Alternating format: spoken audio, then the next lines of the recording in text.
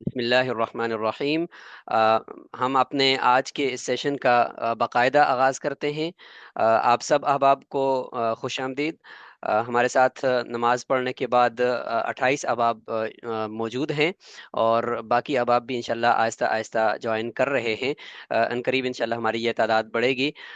ہم سب سے پہلے مفتی صاحب کو تمام شرکاء و شریکات کی طرف سے خوش آمدید کہتے ہیں، اور ہم ان کے شکر گزار ہیں اور ان کا شکریہ ادا کرتے ہیں کہ انہوں نے اپنی مصروفیات کے باوجود، حالانکہ انہوں نے آج کے دن میں کہیں شدید کوئی ٹائم ٹیبل کے مطابق نکلنا تھا، لیکن پھر بھی انہوں نے آج ہمیں وقت دیا ہے، صرف اس وجہ سے کہ آپ کا ایک پلیٹ فارم ہے اور اس پلیٹ فارم پہ علماء ہیں، عالمات ہیں، اور جو ایک بہت بڑا کام کر رہے ہیں، یا مستقبل کے وہ انشاءاللہ ہمارے پورا ایک پلر ہیں دین کا، اور وہ پروفیسرز ہوں گے مختلف یونیورسٹیوں میں، وہ اپنے ادارے بنائیں گے، تو یہاں پر ہمارا تھوڑا سا کنٹریبیوٹ ہو جائے، تو اس نیت سے وہ ہمارے ساتھ شریک ہوئے ہیں۔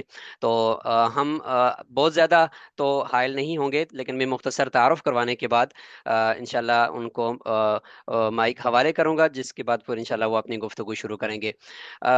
مفتی اکمل جمال صاحب نوجوان فاضل ہیں، اور ماشاءاللہ اس جوانی میں اللہ تعالیٰ نے ان کو نوازا ہے علم سے، اور میرے کلاس فیلو بھی ہیں، تخصص فی الافتاء و فقہ الحلال ہم نے جامعۃ الرشید میں ساتھ کیا تھا، لیکن میں مختصر تعارف بتاؤں کہ یہ فاضل جامعہ دارالعلوم کراچی ہیں، 1435 ہجری۔ پھر اس کے بعد 2 سالہ تخصص انہوں نے حدیث میں کیا ہے، جامعہ علوم اسلامیہ بنوری ٹاؤن کراچی، اور پھر 1 سالہ تخصص فی الافتاء و فقہ الحلال جامعۃ الرشید کراچی، اور پھر ایم فل حدیث میں ہی آپ نے جامعہ کراچی یونیورسٹی سے کیا ہے، اور پی ایچ ڈی بھی اسی موضوع کے اوپر جاری ہے۔ اس وقت آپ کی دارالعلوم کراچی کے اندر ذمہ داریاں ہیں۔ دارالعلوم کراچی میں آپ استاد بھی ہیں، اور رفیق ہیں حدیث انسائکلوپیڈیا کا جو کام ہے وہاں پر، اس میں بھی آپ خدمات سر انجام دے رہے ہیں، اور اسی طریقے سے دار التصنیف اور شعبہ تعریب ہے، جس میں اردو سے عربی کے اندر کتابوں کو کی تعریب کی جاتی ہے، تو اس میں بھی وہ خدمات سر انجام دے رہے ہیں، اور مشرف ہیں تخصص فی حدیث کے جامعہ مہد الخلیل کراچی، اور لیکچرار ہیں این ای ڈی، یعنی یہ نیڈ یونیورسٹی ہے، یہ میرے لیے شاید نیا نام ہے، اس میں آپ لیکچرار بھی ہیں۔ بس اتنا تعارف کافی ہے، باقی انشاءاللہ مفتی صاحب اپنا تعارف خود کروائیں گے۔ یقیناً آپ ان کی تعلیمی بیک گراؤنڈ سے، اور جو اس وقت کی خدمات ہیں، ان 2-3 سالوں کے اندر اندر اللہ تعالیٰ نے ایک اچھی پوزیشن اور اچھی جو شعبہ جات ہیں ان میں خدمات کا موقع دیا ہے۔ اللہ تعالیٰ ان کے علم و عمل میں برکتیں نصیب فرمائے۔ مفتی صاحب، اوور ٹو یو، آپ اپنی گفتگو شروع کر سکتے ہیں۔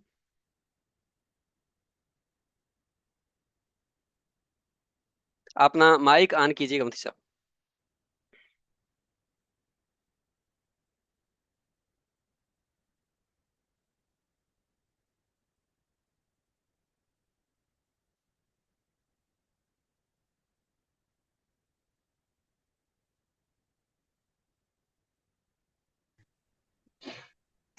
السلام علیکم ورحمۃ اللہ۔ وعلیکم السلام ورحمۃ اللہ وبرکاتہ۔ جزاکم اللہ تعالیٰ خیرن۔ تعارف تو ہمارے ساتھی مولانا مفتی محمد حسن صاحب السلام ماشاء ورحمۃ اللہ اللہ وبرکاتہ۔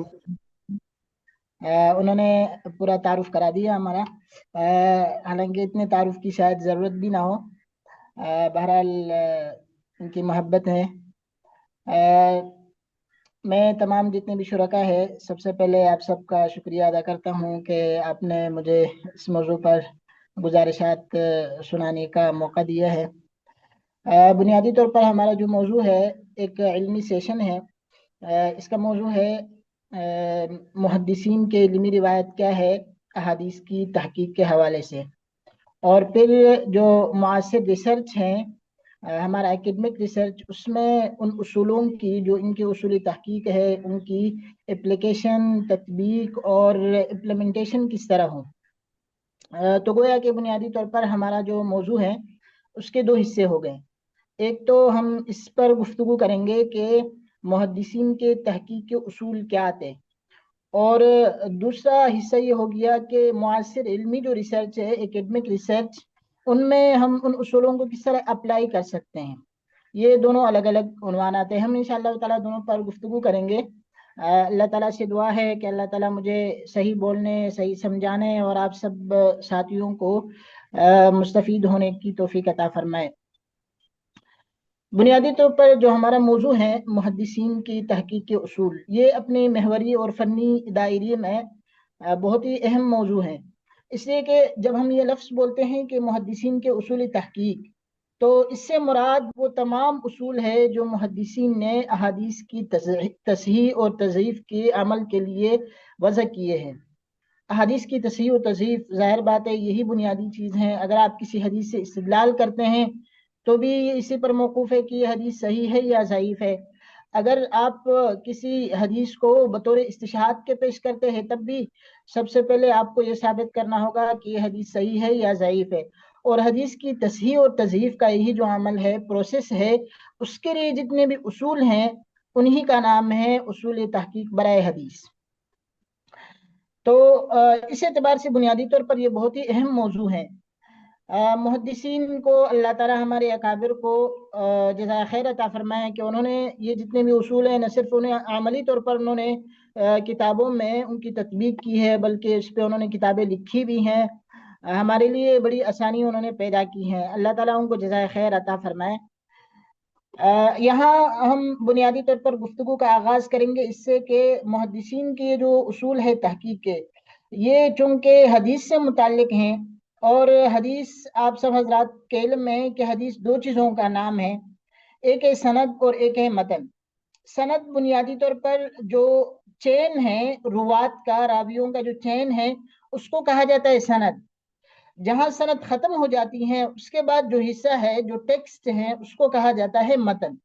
تو حدیث بنیادی طور پر سند اور متن ان دونوں کے مجموعے کا نام ہے۔ اس کو ایک مثال سے سمجھاتا ہوں۔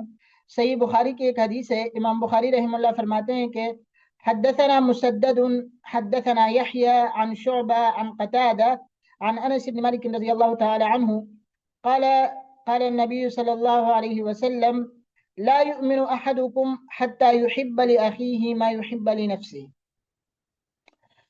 اب دیکھیں یہ جو نفس حدیث ہے ٹیکسٹ، وہ اتنا ہے کہ لا یؤمن احدکم حتی یحب لأخیہ ما یحب لنفسہ، اس کو کہا جاتا ہے متن۔ لیکن جو آپ نے روات کا ایک سلسلہ سنا جس میں تاکہ مسدد، یحییٰ، شعبہ، قتادہ، انس، اس کو کہا جاتا ہے سند۔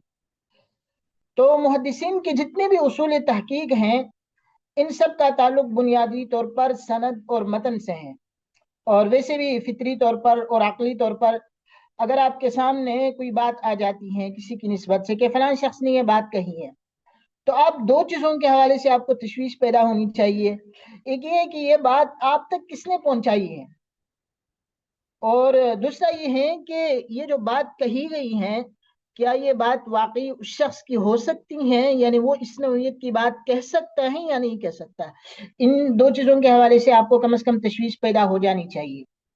تو ان دو چیزوں کا نام ہے سند اور متن۔ اب ظاہر بات ہے جب عقلی طور پر ایک چیز کے حوالے سے ہمیں اس بات کی تشویش ہونی چاہیے تو حدیث جس کی نسبت آپ صلی اللہ علیہ وسلم کی طرف ہے، پھر شریعت کے جتنے بھی جائز اور ناجائز امور ہیں وہ سب موقوف ہے علم حدیث کے اوپر۔ اس لیے اس بات کی تحقیق تو بہت ضروری ہے کہ جس چیز کی نسبت آپ صلی اللہ علیہ وسلم کی طرف ہو رہی ہے کیا واقعی میں وہ آپ صلی اللہ علیہ وسلم کا قول ہے، کیا واقعی میں آپ صلی اللہ علیہ وسلم کا فعل ہے۔ اس وجہ سے حدیث کے حوالے سے صحابہ اکرام نے بہت ہی زیادہ اہتمام کیا کہ حدیث کو صاف انداز میں بالکل اس بات کو ثابت کیا جائے کہ یہ آپ صلی اللہ علیہ وسلم کا قول ہے، آپ صلی اللہ علیہ وسلم کا فعل ہے۔ صحابہ اکرام نے بھی ان کے بعد بھی، اگر آپ تاریخی طور پر اس پورے دورانیے کو دیکھیں گے تو امت کے ایک بہت بڑے طبقے نے اس پر کام کیا ہے کہ احادیث کو جن کی نسبت آپ صلی اللہ علیہ وسلم کی طرف کی جاتی ہیں اس کی تحقیق ہو کہ یہ واقعی میں آپ صلی اللہ علیہ وسلم کا قول ہے یا نہیں ہے۔ اس لیے کہ یہ دونوں پہلو بہت اہم ہیں۔ ایک یہ پہلو کہ مثلا آپ صلی اللہ علیہ وسلم کی طرف ایک چیز کی آپ نسبت کر رہے ہیں تو کیا وہ آپ صلی اللہ علیہ وسلم کی بات ہے یا نہیں ہے۔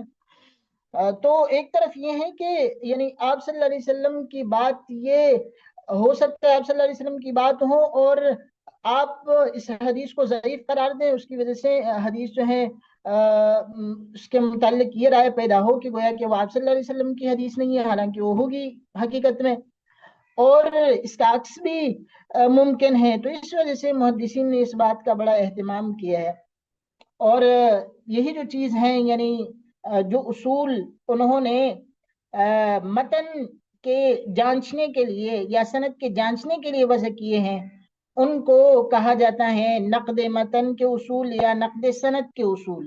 اسی کو آپ دوسری تعبیر میں یوں بھی کہہ سکتے ہیں کہ ایکسٹرنل کرٹیسزم بھی آپ اس کو کہہ سکتے ہیں، اور انٹرنل کرٹیسزم بھی آپ اس کو کہہ سکتے ہیں۔ داخلی تنقید، خارجی تنقید، یہ دونوں ہیں، اس لیے کہ متن کو ہم داخلی تنقید سے تعبیر کرتے ہیں اگر متن کے حوالے سے تحقیق ہو رہی ہے، اور اگر سند کے حوالے سے تحقیق ہو رہی ہے تو یہ خارجی تنقید ہے۔ چونکہ موضوع بہت ہی لمبا ہے، اس سے سمیٹنے کی کوشش کر رہے ہیں، ذرا اس حوالے سے بات کرتے ہیں کہ یہ جو احادیث کے حوالے سے متن کی تنقید کا تصور ہے یا سند کی تنقید کا تصور ہے، یہ دونوں قرآن و حدیث سے ثابت ہیں۔ دیکھیں قرآن کریم میں آیت ہے، اللہ تعالیٰ جل وعلا شانہ فرماتے ہیں کہ ان جاءکم فاسق بنبأ فتبینوا، گویا کہ جو شخص آپ کے پاس خبر لے کے آ رہا ہے تو آپ کو پہلے دیکھنا چاہیے کہ وہ شخص معتبر آدمی ہے یا معتبر نہیں ہے جس سے آپ یہ بات لے رہے ہیں۔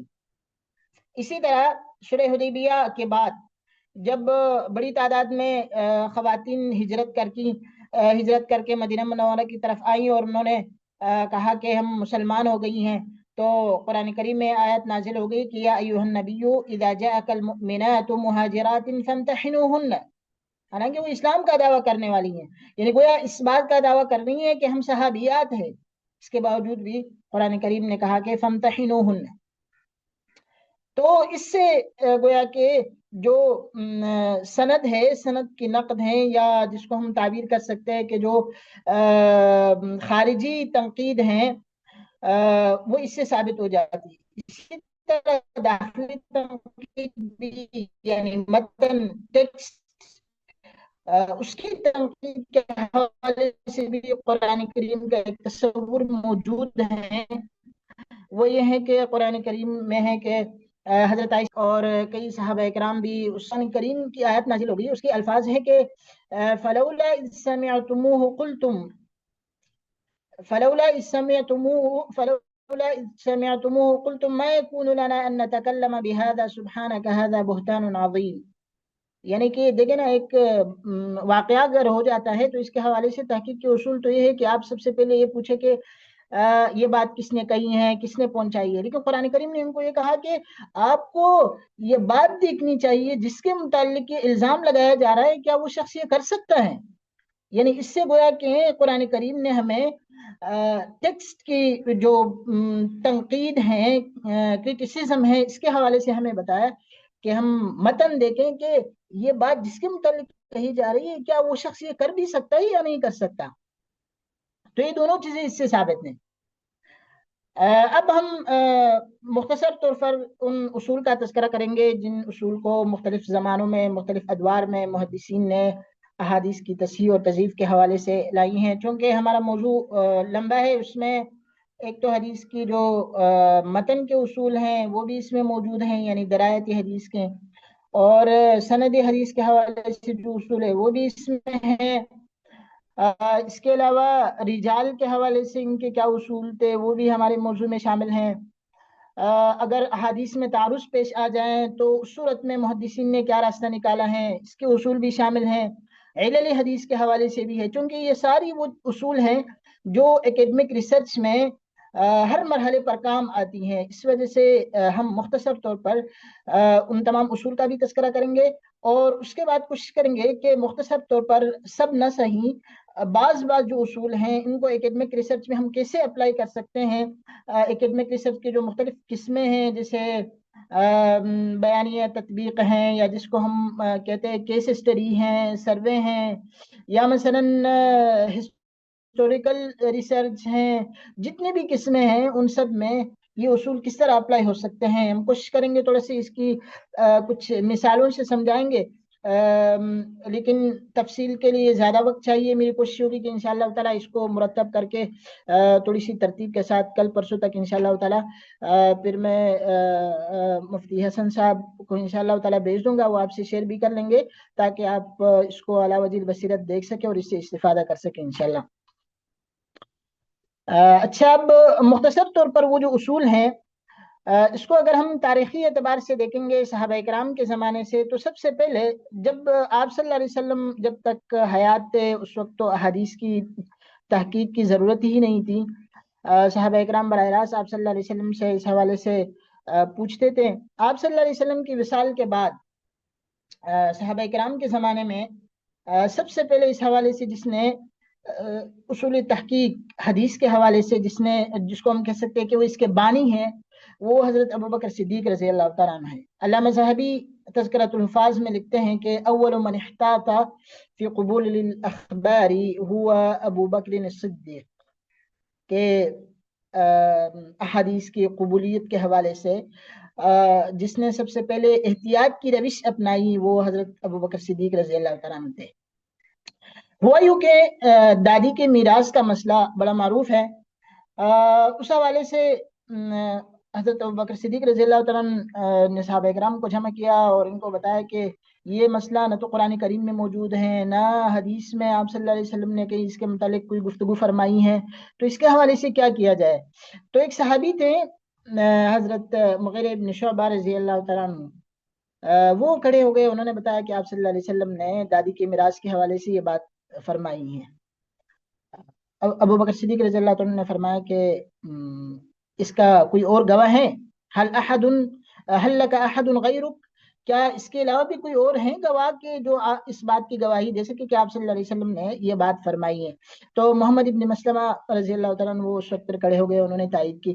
تو وہ ہے کہ یہ سب سے پہلے ایک تحقیق ہو گئی نا کہ حضرت ابوبکر صدیق رضی اللہ تعالیٰ عنہ نے اس حوالے سے گواہ کا مطالبہ کیا کہ کیا واقعی آپ صلی اللہ علیہ وسلم نے یہ بات فرمائی ہے یا نہیں. حضرت ابوبکر صدیق رضی اللہ عنہ کے زمانے کے بعد اگلا زمانہ جب حضرت عمر فاروق رضی اللہ عنہ کا آیا، تو حضرت عمر فاروق رضی اللہ تعالیٰ عنہ نے بھی صحابہ کرام سے گواہ کا مطالبہ کیا. مشہور حدیث استیزان کا حضرت ابو موسیٰ اشعری رضی اللہ تعالیٰ عنہ معروف صحابی ہے، وہ حضرت عمر فاروق رضی اللہ عنہ کے پاس آتے ہیں اور دو تین مرتبہ دروازہ کھٹکھٹانے کے بعد جب جواب نہیں ملتا تو واپس ہو جاتے ہیں. بعد میں حضرت عمر رضی اللہ عنہ کو جب احساس ہو جاتا ہے تو وہ پیچھے آ کے ان سے پوچھ لیتے ہیں کہ آپ واپس کیوں ہو گئے. تو انہوں نے بتایا کہ آپ صلی اللہ علیہ وسلم نے فرمایا ہے کہ جب آپ کسی کے پاس جاتے ہیں 2-3 دفعہ آپ اس کو آواز دے دیتے ہیں، دروازہ کھٹکھٹاتے ہیں، اس کے باوجود بھی اگر آپ کو جواب نہیں ملتا، اس کا یہ مطلب ہے کہ اس کی کوئی مصروفیت ہوگی، اس وجہ سے آپ کو واپس ہو جانا چاہیے.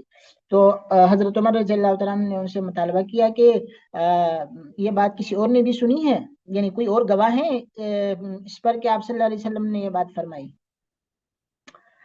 اچھا، آگے حضرت علی رضی اللہ تعالیٰ عنہ کا زمانہ آتا ہے. تو حضرت علی رضی اللہ تعالیٰ عنہ جو شیخین کے اصول ہیں اس کو تو اپلائی کرتے ہی ہیں. اس کے علاوہ حضرت علی کرم اللہ وجہ کے زمانے میں ایک نیا اصل بھی احادیث کی تحقیق کے حوالے سے سامنے آتے ہیں. وہ اصل یہ ہے کہ انہوں نے صحابہ سے یوں پوچھا، ایک صحابی نے ایک حدیث سنائی تو انہوں نے ان سے مطالبہ کیا کہ آپ اس پر قسم کھائیں کہ آپ صلی اللہ علیہ وسلم نے یہ بات فرمائی ہے. تو وہ کہ ایک نیا اصل حلف لینے کا، تاکہ اس کی ذمہ داری ہو کہ یہ بات واقعی میں ہے. تو حلف لینے کا اصول حضرت علی رضی اللہ تعالیٰ عنہ کے زمانے میں احادیث کی تحقیق کے حوالے سے رائج ہوا. لیکن ظاہر بات ہے یہ جتنے بھی صحابہ کرام تھے، خواہ خلفائے اربعہ ہیں یا اس کے بعد کے جو صحابہ کرام ہیں، وہ اگر کسی صحابی سے اس حوالے سے پوچھ رہے تو اس کا یہ مطلب نہیں ہے کہ ان کو کسی صحابی کی دیانت پر اعتماد نہیں ہے یا کسی صحابی کی عدالت پر اعتماد نہیں ہے، بلکہ اس کا بنیادی سبب یہ ہے کہ وہ یہ چاہتے تھے کہ آپ صلی اللہ علیہ وسلم کی طرف ایک چیز اگر منسوب کی جا رہی ہے تو یہ بالکل واضح ہونی چاہیے. تو اس وجہ سے انہوں نے اس کے لیے اصول متعین کیے. اور اس کی ایک دلیل بھی ہے، حضرت عمر فاروق رضی اللہ تعالیٰ عنہ نے حضرت ابو موسیٰ اشعری رضی اللہ تعالیٰ عنہ کو اسی وقت فرمایا کہ اما انی لم اتہم کا، کہ میں آپ کے اوپر الزام نہیں لگا رہا ہوں کہ یہ بات آپ نے نہیں سنی ہوگی، بلکہ میں یہ چاہ رہا ہوں کہ آپ صلی اللہ علیہ وسلم کی حدیث ہے اس لیے وہ واضح طور پر سامنے آنی چاہیے کہ یہ واقعی میں آپ صلی اللہ علیہ وسلم نے یہ بات فرمائی ہے یا نہیں۔ تو یہ تو اس زمانے تک تھے، یعنی جو صحابہ کرام کا زمانہ تھا۔ صحابہ کرام ہی کے زمانے میں ایک دو اصول اور بھی تھے احادیث کی تحقیق کے۔ ایک اصل اس میں سے یہ ہے کہ جب کوئی حدیث ان کے سامنے آتی تھی تو وہ سب سے پہلے جو بیسک وہ ہیں سورس ہے ان پر ان کو پیش کرتے تھے۔ مثلا ایک حدیث ایک صحابی نے سنائی کہ ان المیت لیعذب ببکاء اہلہ علیہ، کہ مرنے والا جو ہے اس کے اوپر جو اس کے گھر والے روتے ہیں تو ان کے رونے کی وجہ سے مردے کو عذاب ملتا ہے۔ حضرت عائشہ رضی اللہ تعالیٰ عنہ کو نے جب یہ بات سنی تو انہوں نے کہا یہ کیسے ہو سکتا ہے، یہ تو قرآن کریم کے جو مسلمہ اصول ہے اس کے خلاف ہے۔ قرآن کریم میں یہ ہے کہ وَلَا تَزِرُ وَازِرَةٌ وِزْرَ أُخْرَى، تو یہ کیسے ہو سکتا ہے کہ اس کو یہ ایک اصل سامنے ہے تحقیق کا کہ وہ حدیث کو قرآن کریم کے اوپر پیش کرتے تھے کہ کیا قرآن کریم کی مخالفت تو نہیں ہے اس میں۔ اس کے علاوہ ایک دوسری اصل بھی اسی زمانے میں تھی۔ بعض صحابہ اکرام ایسے تھے کہ وہ حدیث کو عقلی شہادت پر پیش کرتے تھے۔ مثال کے طور پر ان کے سامنے ایک حدیث آئی حضرت عبداللہ ابن عباس رضی اللہ تعالیٰ عنہما کے سامنے ایک حدیث ان کے سامنے آئی، حضرت ابو ہریرہ رضی اللہ تعالیٰ عنہ نے فرمایا کہ الوضوء مما مست النار کا مسئلہ معروف ہے فقہا کے یہاں، آگ پر کوئی بھی چیز پک جائے تو اس کی وجہ سے وضو کرنے کا مسئلہ ہے۔ تو حضرت ابوبکر صدیق رضی اللہ تعالیٰ نے یہ حدیث سنائی۔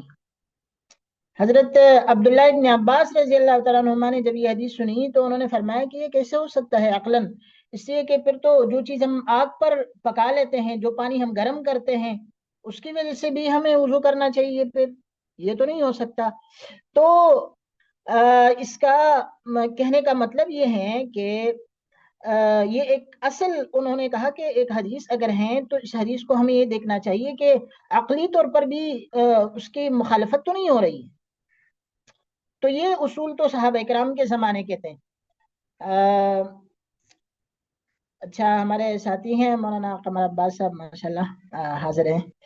السلام علیکم ورحمۃ اللہ۔ تو یہ تو ان کے اصول تھے صحابہ اکرام کے زمانے میں، اور آپ کو علم ہے کہ صحابہ اکرام کے زمانے میں امت میں اختلافات نہیں تھے، فتنے تب وجود میں نہیں آئے تھے۔ صحابہ اکرام کا دور جب گیا تو اس کے بعد امت میں مختلف فتنوں نے سر اٹھایا۔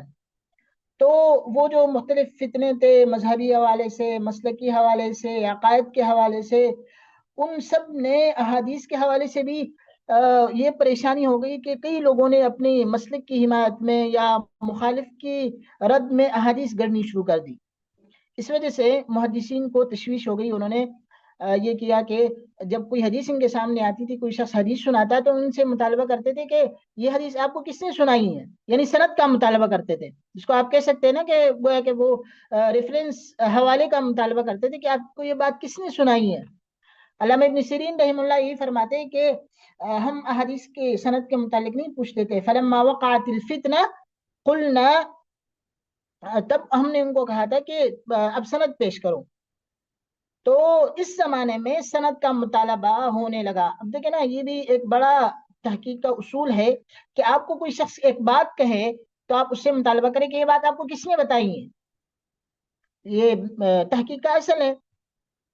اچھا، جب سند کا مطالبہ ہونے لگا تو اگلے مرحلے میں جو تابعین حضرات تھے انہوں نے سند کی مزید تحقیق کے لیے ایک نیا وہ شروع کیا عمل۔ وہ یہ تھا کہ بعض تابعین نے ایک حدیث مثلا ایک تابعی کے پاس آئی تو ان کے ذہن میں تھا کہ یہ حدیث فلان نے سنائی ہے اور وہ کسی دوسرے ملک میں ہے، تو اس حدیث کی تحقیق کے لیے کہ کیا واقعی میں یہ سند اس کی صحیح ہے یا نہیں ہے، وہ دوسرے ملک کی طرف انہوں نے سفر شروع کیا۔ اس کو محدثین کے اصطلاح میں رحلہ کہا جاتا ہے، رحلہ۔ تو اسی زمانے میں رحلہ فی طلب الحدیث یہ بھی ایک اصل ہے، اس لیے کہ وہ اس بات کے دیکھنے کے لیے جایا کرتے تھے کہ جو حدیث یہاں موجود ایک شخصیت نے مجھے سنائی ہے، کیا اس کی تصدیق دوسرے ملک میں جو موجود ہے جس کے واسطے سے یہ بات وہ سنا رہے ہیں، کیا انہوں نے یہ بات ان کو سنائی ہے یا نہیں ہے۔ تو یہ جو رحلہ ہے یہ بھی گویا کہ حدیث کے تحقیق کے اصول میں سے ایک ہے۔ اس کے بعد اسی زمانے میں ایک اور اصل بھی وجود میں آ گیا تابعین کے زمانے میں، وہ یہ ہے کہ مثلا ایک شخص مدینہ منورہ سے کوفہ میں بیٹھے ہوئے ایک شخص کے پاس وہ حدیث لکھ کر بھیجتا ہے کہ یہ حدیث آپ صلی اللہ علیہ وسلم کی ہے۔ تو جو کوفہ میں صحابی ہیں یا تابعی ہیں، وہ اس سے پوچھ رہا ہے کہ یہ جو حدیث ہے یہ آپ صلی اللہ علیہ وسلم کی حدیث مجھے نہیں لگتی، اس لیے آپ اس پر ایک زبانی گواہ بھی پیش کریں کہ یہ حدیث آپ صلی اللہ علیہ وسلم کی ہے، اس لیے کہ الخط یشبہ الخط، ہو سکتا ہے کہ یہ جو حدیث لکھ کر بھیجی ہیں جس نے، یہ اس کی خط نہ ہو، کسی اور نے لکھ کر مجھے بھیجی ہو، اس لیے آپ ایک گواہ بھی لے آئیں کہ یہ حدیث آپ کو اسی صحابی نے یا اسی تابعی نے لکھ کر دی ہے۔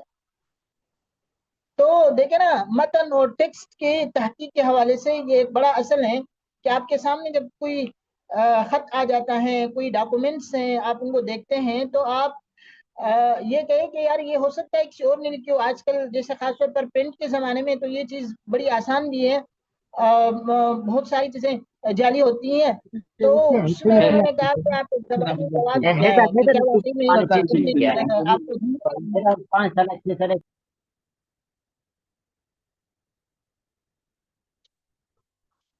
تو یہ بنیادی طور پر اس زمانے کے اصول تھے تحقیق کے حوالے سے۔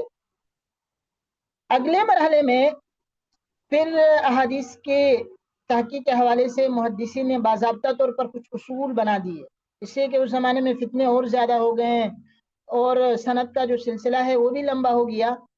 تو تب انہوں نے باقاعدہ طور پر کچھ اصول متعین کیے کہ اگر ایک حدیث آتی ہے وہ ان اصول کے مطابق ہیں تب وہ حدیث صحیح ہے، اگر وہ ان اصول کے مطابق نہیں ہے تب وہ حدیث صحیح نہیں ہے۔ اس حوالے سے انہوں نے بنیادی طور پر 5 شرائط بتائی ہیں۔ پہلی شرط انہوں نے یہ بتائی کہ یہ حدیث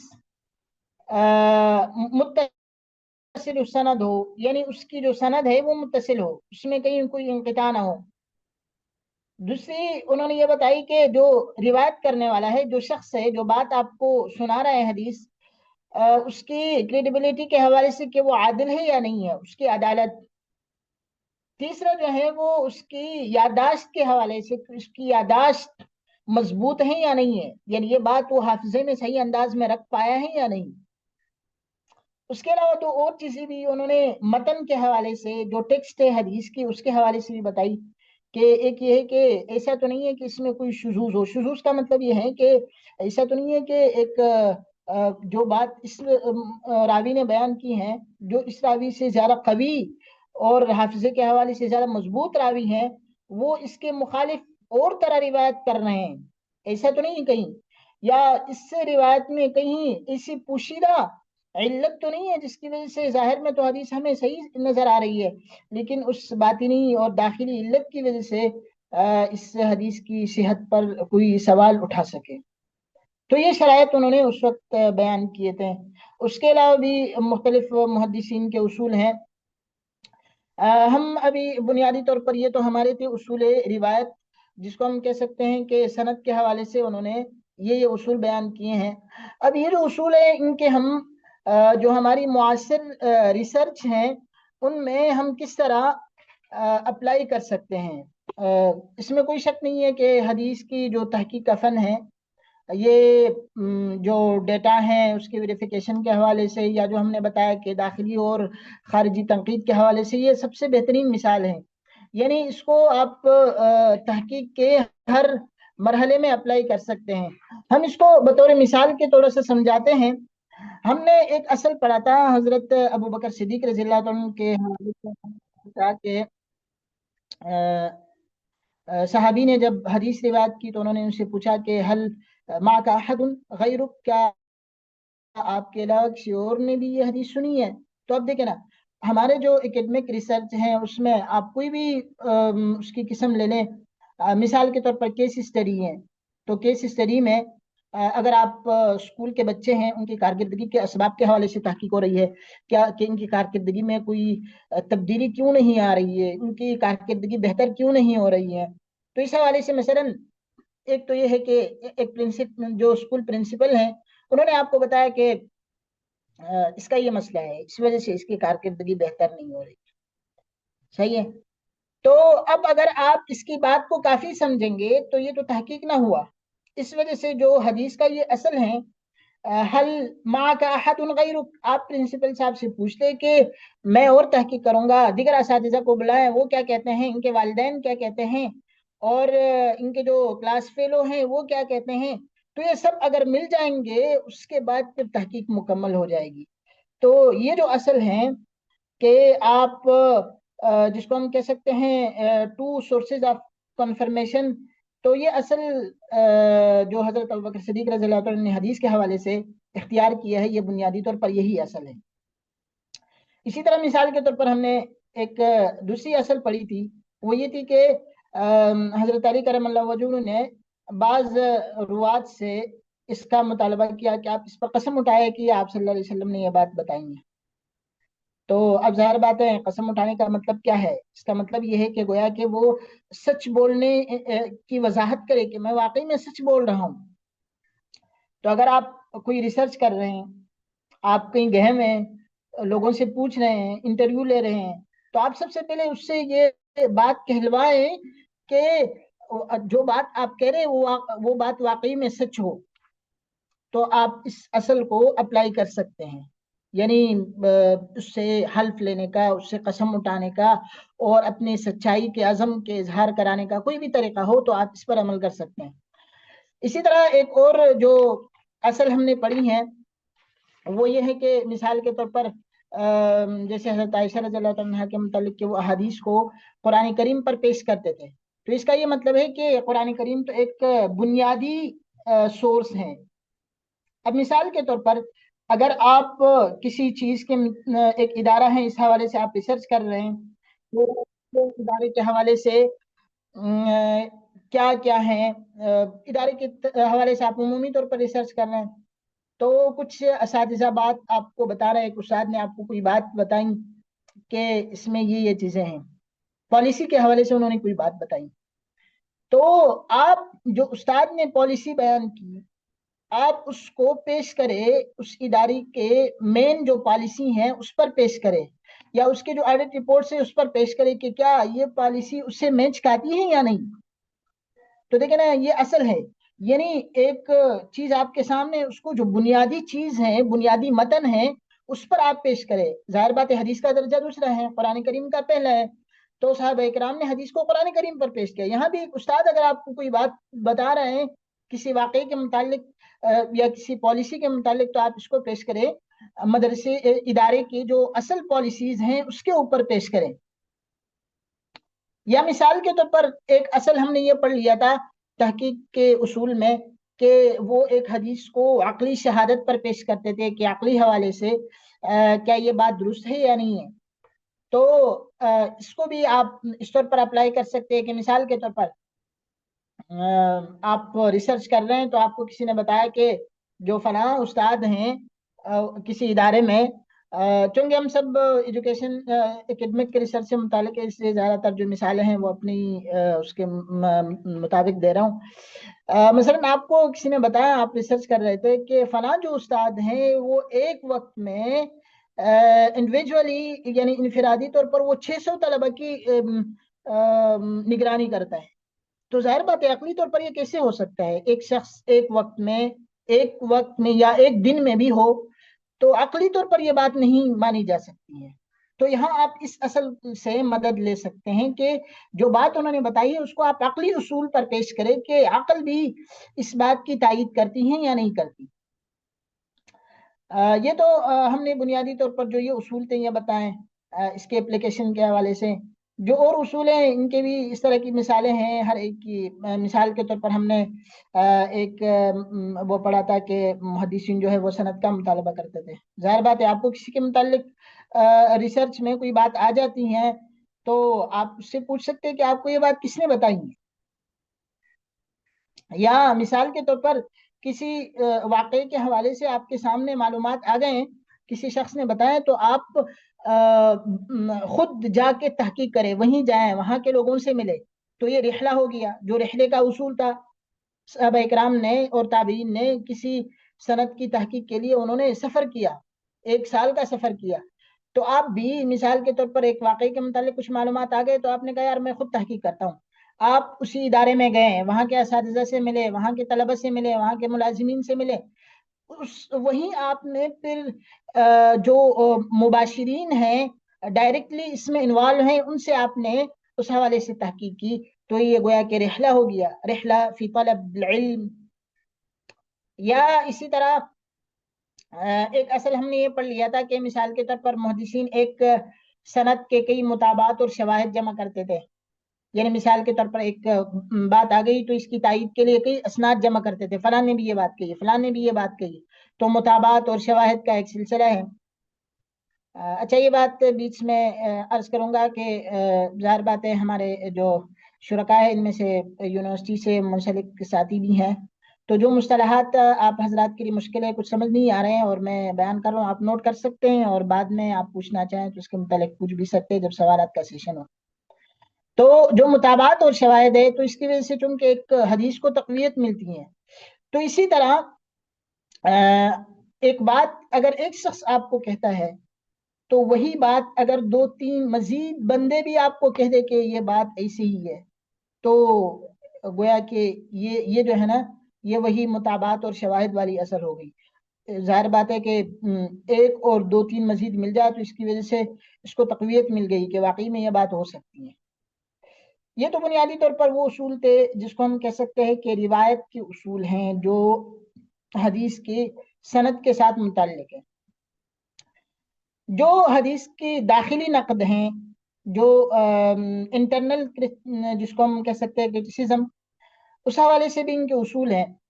ان کا تعلق زیادہ طور پر لفظ کے ساتھ ہیں یا مفہوم کے ساتھ ہیں یا مثلا اسلوب کے ساتھ ہے کہ یہ لفظ نبی کا لفظ نہیں ہو سکتا، نبی اس طرح کی بات نہیں کر سکتا، نبی کے گفتگو کا اسلوب یہ نہیں ہو سکتا. تو یہ جو اصول ہیں یہ بھی کئی سارے اصول ہیں، ان میں سے جو زیادہ اہم اصول ہیں وہ پڑھیں گے انشاءاللہ تعالی.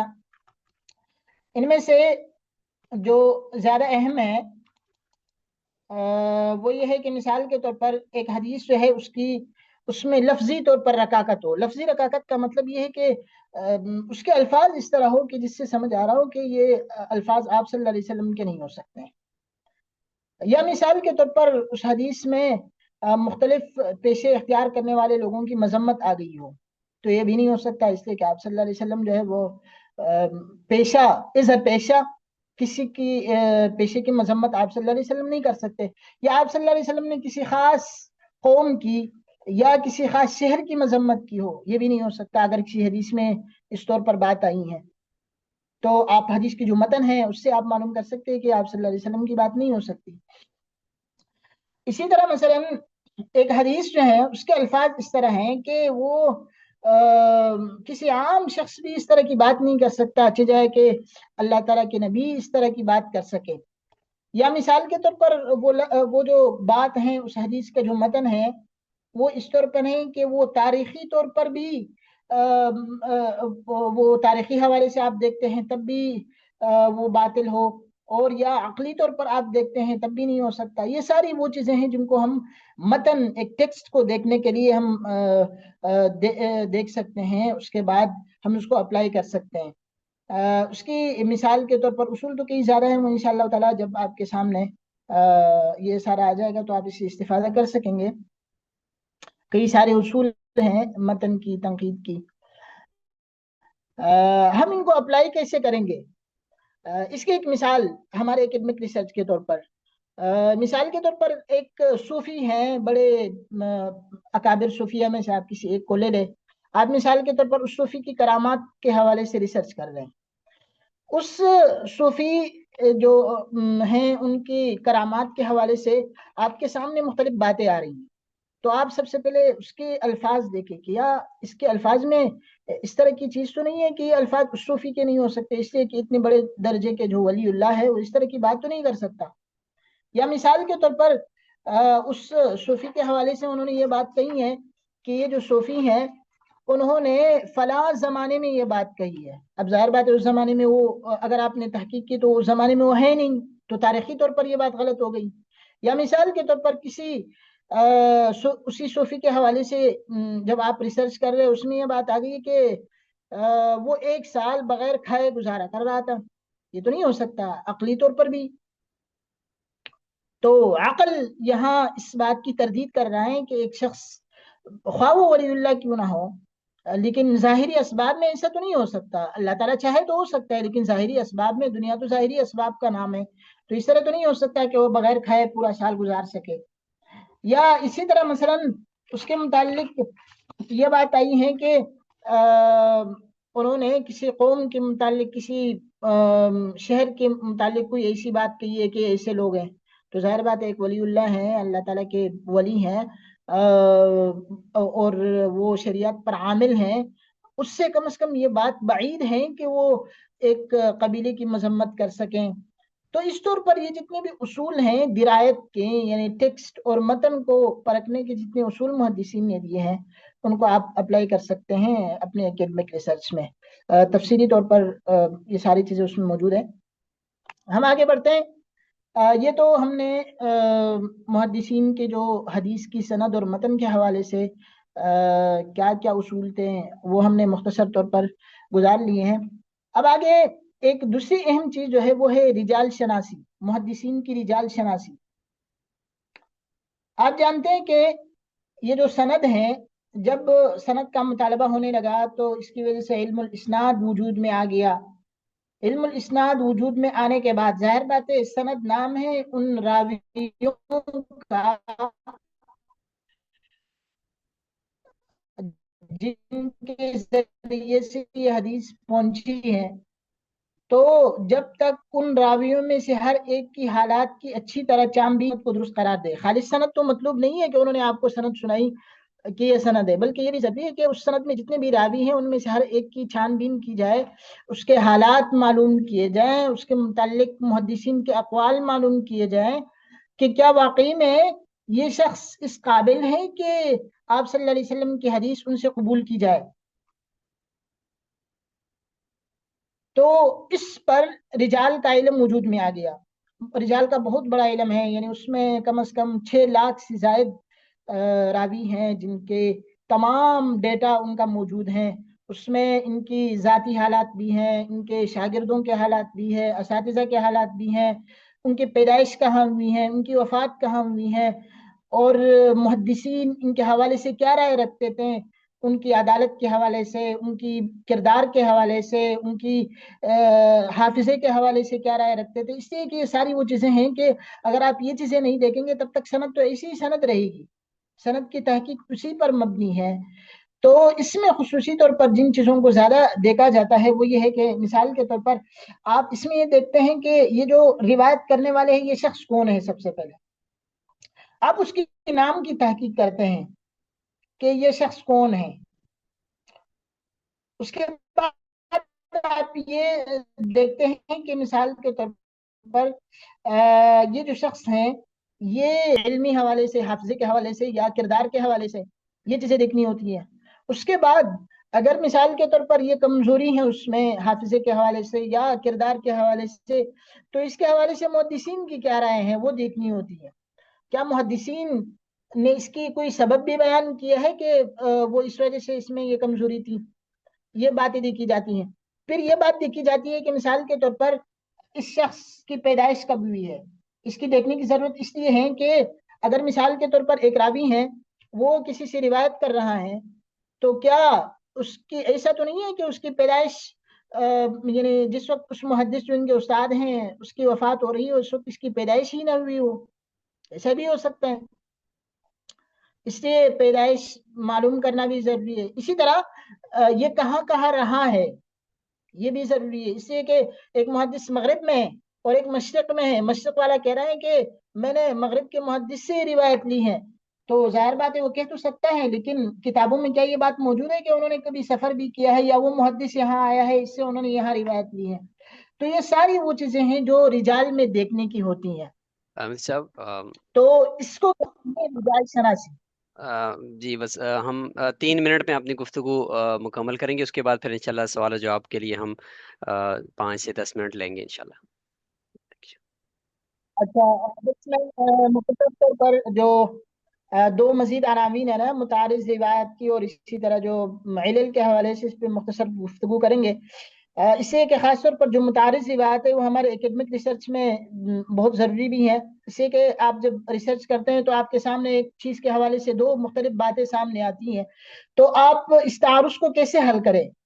تو احادیث کے اس حوالے سے محدثین نے اصول دیے ہیں کہ دو احادیث میں اگر تعارض ہے تو اس تعارض کو آپ کیسے دور کر سکتے ہیں۔ تو اس کے بنیادی طور پر تین چار اصول ہیں۔ پہلا اصل یہ ہے کہ جب دو حدیث میں تعارض ہوتا ہے تو آپ سب سے پہلے کوشش کریں گے کہ ان دونوں کی کسی طرح تطبیق کر سکیں، آپ ان دونوں کو جمع کر سکیں۔ جمع کرنے کے لیے آپ یہ بھی کر سکتے ہیں کہ مثال کے طور پر یہ جو حدیث ہے محدثین کہتے ہیں یہ حدیث اس کا تعلق رخصت کے ساتھ ہے، اس کا تعلق عزیمت کے ساتھ ہے، یا اس کا تعلق عمومی احوال سے ہے، اس کا تعلق جو ہے وہ خصوصی احوال سے ہے، یا مثلا یہ جو حدیث ہے یہ کراہت پر محمول ہے، یہ استحباب پر محمول ہے۔ تو اس طرح کی دو جو متعارض روایت ہیں ان کو حل کرتے ہیں۔ لیکن یہ دو صورت میں جب کہ آپ جمع کر سکیں، دو مختلف باتوں کو جمع کرنا ممکن ہو، اگر ممکن نہیں ہے تو اس صورت میں محدثین کہتے ہیں کہ آپ اس کی تاریخ دیکھیں کہ یہ بات محدث نے کب کہی ہے اور یہ کب کہی ہے۔ اگر وہ بات پہلے ہیں تو جو پہلے ہیں وہ ظاہر بات ہے وہ منسوخ ہو جائے گی یا ناسخ ہو جائے گی۔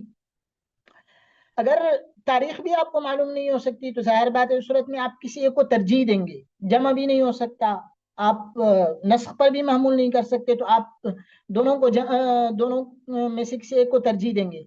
ترجیح کے ان کے مختلف اصول ہیں محدثین کے۔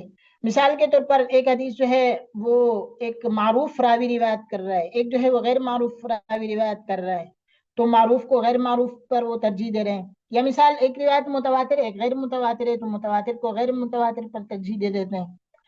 اور بھی بہت ساری اصول ہے۔ تو یہ بنیادی طور پر اگر آپ ترجیح بھی نہیں دے سکتے، وجوہی ترجیح بہت ساری ہے، اس پہ مستقل کتابیں بھی ہیں، تو اس صورت میں پھر آپ توقف کریں گے، یعنی اس کو بطور حوالے کے آپ نہیں لے سکتے۔ میں ایکڈمک ریسرچ میں اپلیکیشن کی بات کر رہا ہوں۔ یہ تو اس کی بات ہو گئی متعارض روایت کی۔ اگلا مرحلہ جو ہے وہ ہے علل کا۔ علل بنیادی طور پر علت مرض کو کہا جاتا ہے نا۔ مرض چونکہ انسان ظاہر میں بالکل صحیح نظر آ رہا ہے، تندرست نظر آ رہا ہے، لیکن اندر میں کوئی بیماری ہوتی ہے، تو اسی طرح علت کا مطلب یہ ہوتا ہے کہ ایک حدیث جو ہے وہ ظاہر میں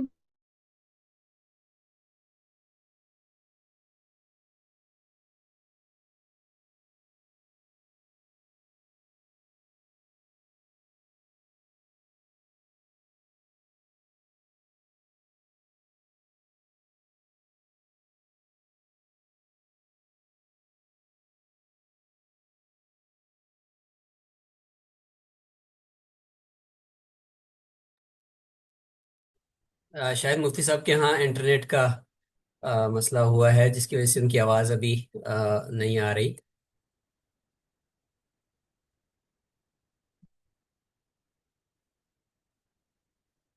وہ انشاءاللہ دوبارہ جوائن کریں گے اور پھر ہم انشاءاللہ سوالات بھی لیتے ہیں، اور اگلے چند منٹ میں ہم اپنی اس نشست کو مکمل کرنے جا رہے ہیں۔ السلام علیکم ورحمۃ اللہ۔ مفتی صاحب اگر سوالات ابھی آپ علت کے حوالے سے بحث ہو رہی ہے۔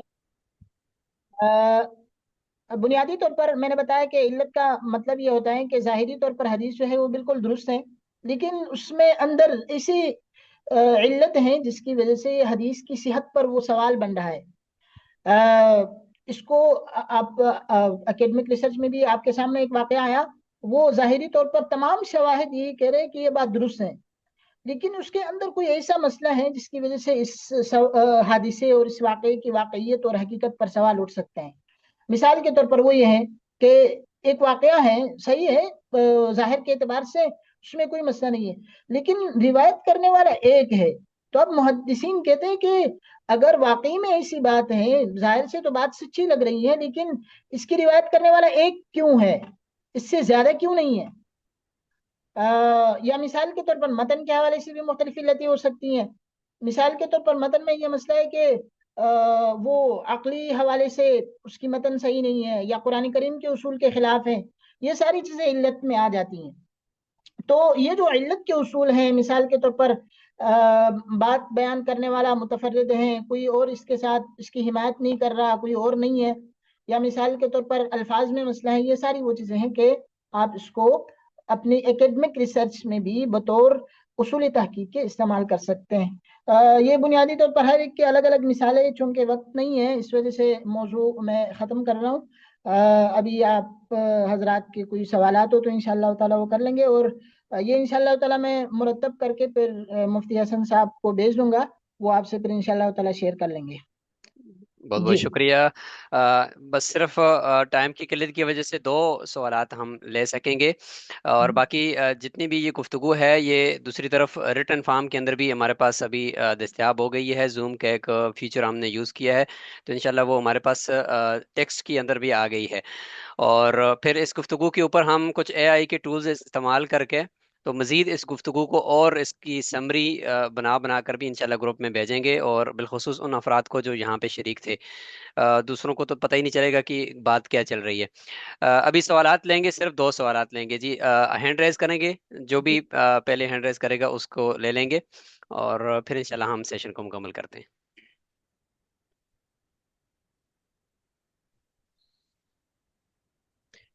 जी अली साहब। जी अस्सलाम वालेकुम। उसका बहुत अच्छा सेशन रहा। मेरा यहाँ सवाल, बड़ी खूबसूरत गुफ्तगू रही। दो सवाल मेरे जहन में एक तो आए हैं। एक जी तो जी। जैसे अहादीस की तादाद जो है मौजूदा दौर में कहा जाता है तकरीबन 10 लाख तक पहुँच चुकी है। और जैसे हम अगर जिन मुहद्दिसीन ने ये उसूल वज़ा किए हैं, अगर हम पहली 10 सदियों तक जाएं तो तब तक अहादीस की तादाद इससे निस्फ थी, तकरीबन निस्फ से भी नीचे अगर हम आए तो ये तादाद में जैसे ज़ईफ़ को अहनाफ ने जिस कदर वो फ़ज़ाइल में या बरक़ात में हदीस को जगह दी है, उससे मैं ये नहीं, मैं ये जानना चाह रहा हूँ क्या उससे हदीस के इस ज़ख़ीरे में बहुत इजाफ़ा हुआ है? वो आगे फ़िल्टर नहीं लगा बस होना चाहिए था जो उन आप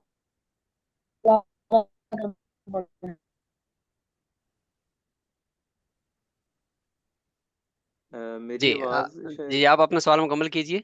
जी तो मैं नहीं ये है, समझता आप हूँ कि अगर वो जो थोड़ी सी आवाज में हो जाए।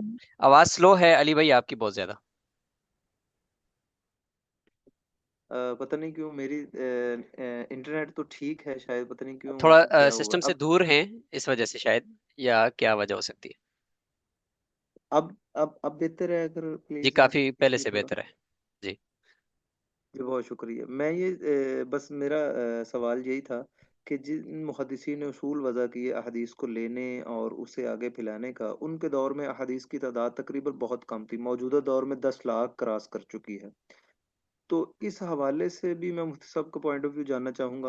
और दूसरा, अहनाफ ने जहाँ ज़ईफ़ अहदीस को बहुत सी गुंजाइश दी है, फ़ज़ाइल में, बरतरी में, वज़ाइफ में, वो इतनी अहादीस आती चली जा रही हैं, क्या उन पे कोई सख्त किस्म का फ़िल्टर नहीं लगना चाहिए कि अहादीस को सिरे से इजमा जो एक उसूल हैं फ़िक़्ह के, कुरान हदीस के इजमा व क़ियास, उस इजमा के तहत वो एक फ़िल्टर लगाया जाए मौजूदा दौर में ये जो बढ़ती हुई अहादीस की कुतुब हैं और तहकीक के हवाले से जो मामलात हैं, इस पे मैं मुफ्ती साहब का नुक्ता नज़र जानना चाहूँगा। बहुत शुक्रिया।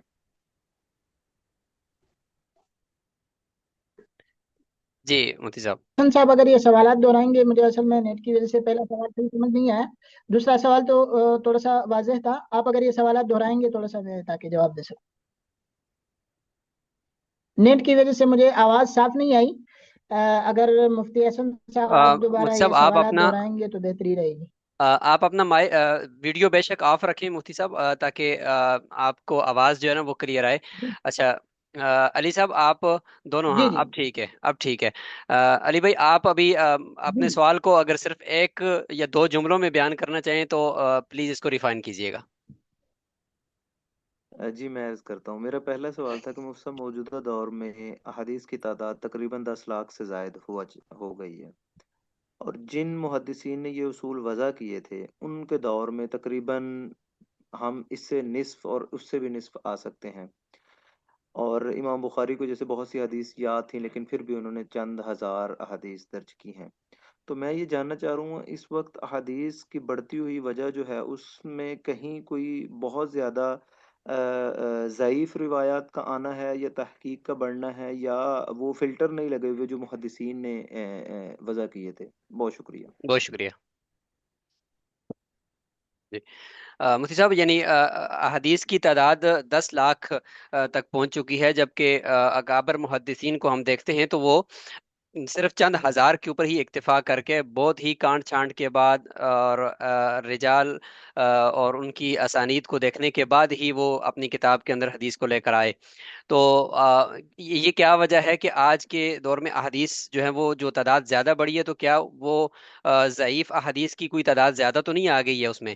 تو علی بھائی کے کہنے کا مطلب یہ تھا کہ احادیث کے اندر اضافہ کیوں ہوا؟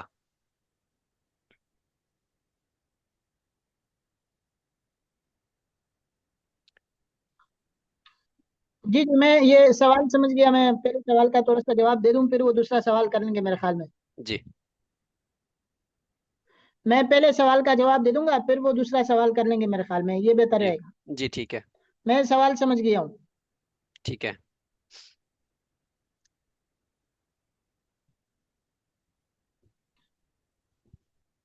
السلام علیکم. مجھے سوال سمجھ آ گئی ہے.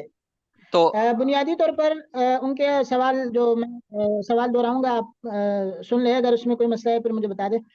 وہ یہ سوال کر رہے ہیں کہ دیکھیں نا، امام بخاری کو اگر ہم دیکھیں گے، دیگر محدثین کو دیکھیں گے، ان کے ہاں احادیث کی تعداد بہت کم ہے. اس کے بعد احادیث کی تعداد بہت زیادہ بڑی ہیں، تو کیا اس میں ضعیف احادیث اتنی بڑی تعداد میں آ گئی ہیں؟ یہی سوال ہے نا؟ جی سوال یہی ہے. جی یہی ہے. اچھا. اصل میں دیکھیں علی بھائی، مسئلہ یہ ہے کہ محدثین نے جو اپنی کتابوں میں احادیث کا اندراج کیے ہیں، تو اس حوالے سے انہوں نے اپنی شرائطیں ان کی. اب امام بخاری رحم اللہ کی شرائط بہت ہی زیادہ سخت ہیں، تو اس سے انہوں نے جو احادیث اس میں درج کی ہے وہ بہت ہی کم تعداد میں آ گئی ہیں. اور امام مسلم کی شرائط بھی سخت ہیں. یعنی وہ اس وقت، ظاہر بات ہے، ہر محدث اس بات کی کوشش کر رہا تھا کہ میں جن احادیث کو مرتب کر رہا ہوں وہ احادیث ہو جو یا تو صحیح ہو یا صحت کے قریب ہو. ضعیف روایات جمع کرنے کی بہت کم حضرات نے کوشش کی ہے. تو اس وجہ سے ظاہر بات ہے، جو ان کی شرائط تھی، ان شرائط کے مطابق تو جو صحیح روایت ہے وہ بہت کم ہے. اس سے کہ جس نوعیت کی شرائط امام بخاری کی ہیں، وہ تو اگر آپ دیکھیں گے تو ایسی سخت شرائط ہیں کہ یہ جو احادیث انہوں نے کتاب میں لائی ہے، اس اعتبار سے تو یہ بھی زیادہ لگتی ہیں. یعنی ہمیں اگر اپنے زمانے کے اعتبار سے دیکھیں گے تو اس اعتبار سے وہ احادیث کم تھی. لیکن ساتھ ساتھ میں محدثین نے اس بات کی بھی کوشش کی کہ جو بھی حدیث ہے، بھلے وہ ضعیف ہے، لیکن آپ صلی اللہ علیہ وسلم کی طرف اس کی نسبت ہے، ان کو بھی انہوں نے جمع کیا. اس وجہ سے اس کے بعد جو احادیث کی تعداد ہے وہ زیادہ ہو گئی ہے. یعنی اگر ہم جو صحاح ستہ ہیں ان کو ہم اس نظر سے نہ دیکھیں کہ انہوں نے صرف یعنی جو احادیث اس میں ہے یہی احادیث ہے. اصل میں یہ صرف صحیح احادیث ہے، وہ بھی ان کی اپنی سخت شرائط کے مطابق. اب ظاہر بات ہے، اگر ان شرائط پر تمام احادیث کو ہم پرکھیں گے تو پھر تو ہمارے سامنے احادیث بہت کم بچیں گی. تو اس سے حدیث کی جو قسمیں ہیں، ایک صحیح ہے، ایک حسن ہے، ایک ضعیف ہے. تو صحیح کے بھی اعلیٰ درجہ انہوں نے اپنی کتابوں میں لایا، بقیہ جو 2-3 درجات ہیں وہ دیگر کتابوں میں آ گئی. اس وجہ سے احادیث کی تعداد زیادہ ہو گئی ہے. تو ہم اس کو کمپیر ان کتابوں کے ساتھ نہ کریں، مجموعی طور پر احادیث کو دیکھیں، تب میرے خیال میں مسئلہ حل ہو جائے گا. بہت بہت شکریہ. چونکہ وقت عشاء کی نماز کا ہو چکا ہوگا ایک سوال یقیناً. ہے مفتی صاحب، اگر ہمیں بھی ایک موقع دے سوال کرنے کا. جی جی. زوم یوزر، آپ اپنا نام بتائیے گا اور پھر اس کے بعد سوال عارف، رکھیں. جی نام عارف عرفان ہے، کابل سے ہوں.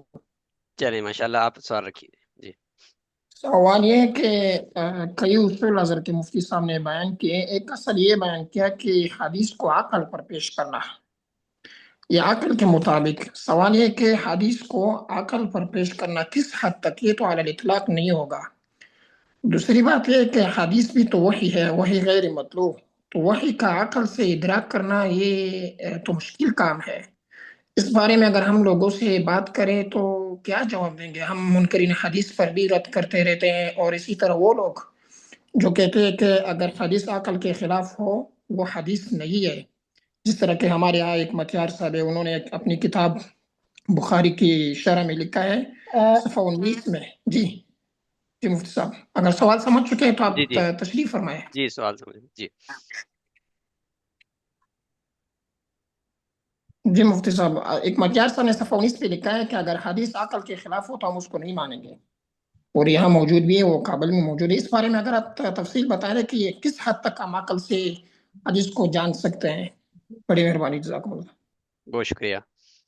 جی بڑا اہم سوال ہے، میرے خیال میں تو بہت ہی اہم سوال ہے، اور یہ سوال کرنے کا بھی تھا۔ بنیادی طور پر جب ہم یہ کہتے ہیں کہ یہ حدیث عقل کے خلاف ہے، اس میں کوئی شرط نہیں ہے کہ جتنے بھی منکرین حدیث ہے وہ اسی چیز کو لے کر کہتے ہیں کہ یہ حدیث چونکہ عقل کے مطابق نہیں ہے۔ تو بھائی بنیادی بات یہ ہے کہ عقل سے مراد ہر شخص کی عقل تو نہیں ہے۔ اب مثال کے طور پر میرے عقل کا تو اعتبار نہیں ہے، ایک مجموعی طور پر اگر جو ایک ایسا شخص ہے جو عامل بالشریعہ بھی ہے، اس کے اندر تمام اوصاف بھی موجود ہیں، اور ظاہر بات ہے عقل کی بھی جو شرعی حدود ہیں اس کے مطابق خالص عقل بھی نہیں ہے، اس کے ساتھ ساتھ دیگر مؤیدات بھی ہیں، خارجی مؤیدات، جس کی وجہ سے اس حدیث کو قبول نہیں کیا جاتا ہے، تو اس صورت میں ہم کہتے ہیں۔ ورنہ خالص عقل کو اگر ہم رکھیں گے تو اس صورت میں تو ایک چیز میرے عقل میں نہیں آتی ہوگی، جس طرح ہمارے ہاں جتنے بھی منکرین حدیث ہے ان کے ہاں یہی مسئلہ ہے۔ تو عقل سے مراد ایک تو وہ ہیں کہ جو شرعی حدود ہیں اس کے مطابق ہو، جو عقل کے لیے شریعت نے حد رکھی ہے۔ دوسرا یہ کہ ہر شخص کے عقل کا اعتبار نہیں ہے، جو شخص کہہ رہے ہیں وہ ظاہر بات ہے عامل بالشریعہ بھی ہوں، شریعت کے جتنے بھی مقتضیات ہیں وہ سارے ان میں موجود ہوں، اور اس کے ساتھ ساتھ یہ بھی ہے کہ خارجی شواہد بھی اس کے لیے ہیں کہ عقلاً یہ بات نہیں مانی جا سکتی، اس صورت میں پھر اس کو رد کیا جا سکتا ہے۔ امید ہے کہ آپ بھائی کابل سے آپ مولانا آپ کی تشفی ہوئی ہوگی، ورنہ آپ ہمارے ساتھ رابطے میں رہیں انشاءاللہ مزید بھی اس کے اوپر ڈسکشن کی جا سکتی ہے، چونکہ ابھی عشاء کا وقت ہو چکا ہے، تو ہم اپنا جو یہ سیشن ہے یہاں پہ مکمل کریں گے۔ مفتی اکمل جمال صاحب آپ کا بہت بہت شکریہ کہ آپ نے ٹائم دیا، اور بہت ہی مفید یہ سیشن رہا۔ یقیناً یہ ہمارے رگ و پے میں یہ بسا ہوا رچا ہوا یہ سیشن ہے، کیونکہ ہم جب پڑھتے تھے تو اساتذہ کرام سے سنتے تھے، پھر تخصص کے اندر بھی ہم نے اس کو اساتذہ کرام سے سنا نہیں بلکہ باقاعدہ پریکٹیکل بھی ہم کرتے تھے۔ تو ابھی میں خود بھی جامع ترمذی کے اوپر کام کر رہا ہوں مدرسہ روڈ پی کے میں، تو بہت ہی مفید ہے، اور بالخصوص جب آپ یونیورسٹی لیول پہ ریسرچ کرتے ہیں تو آپ نے بہت اچھے طریقے سے کمپیئر کیا کہ جیسے آپ رحلہ کا جو ہمارا یہ علم حدیث کے اندر ہے یہ ٹرم ہے، تو اس طریقے سے ہم ریسرچ کے اندر بھی اگر ہم جاتے ہیں ریسرچ کرنے کے لیے فیلڈ ورک کے لیے، تو یہ بھی رحلہ کے اندر آئے گا۔ کتنے بہترین قسم کی آپ نے نا اس کو جوڑا ہے اور کمپیئر کیا ہے۔ اس طرح سے بہت ساری اور بھی مثالیں ہیں۔ اللہ تعالیٰ آپ کے علم و عمل میں برکت نصیب فرمائے۔ باقی احباب کا بھی بہت بہت شکریہ۔ انشاءاللہ آپ کو اس سیشن کی تحریری شکل میں بھی سارا خلاصہ ملے گا، اور اس کے بعد پھر اس کا مزید ایک سمری آڈیو کی شکل میں بھی انشاءاللہ آپ کو دی جائے گی، جس میں دو لوگ گفتگو کر رہے ہوں گے اس سیشن کے اوپر، اور اس کا ایک نچوڑ اور ایک کرکس جو ہے وہ آپ کے سامنے بھی آئے گا، جس میں آپ کو اور لطف آئے گا اس پورے ٹاپک کو سمجھنے میں، اور ذرا نئے طریقے سے اور نئے زاویے سے انشاءاللہ ہم اس کی جو سمری ہوگی وہ آپ کے سامنے رکھیں گے۔ باقی مفتی صاحب کی طرف سے جیسے ہی ہمیں مزید کوئی تحریری مواد ملتا ہے وہ بھی انشاءاللہ آپ سب کو پہنچا دیا جائے گا۔ جزاکم اللہ خیرہ۔ السلام علیکم ورحمۃ اللہ وبرکاتہ۔ وعلیکم السلام ورحمۃ اللہ وبرکاتہ۔ وعلیکم السلام ورحمۃ اللہ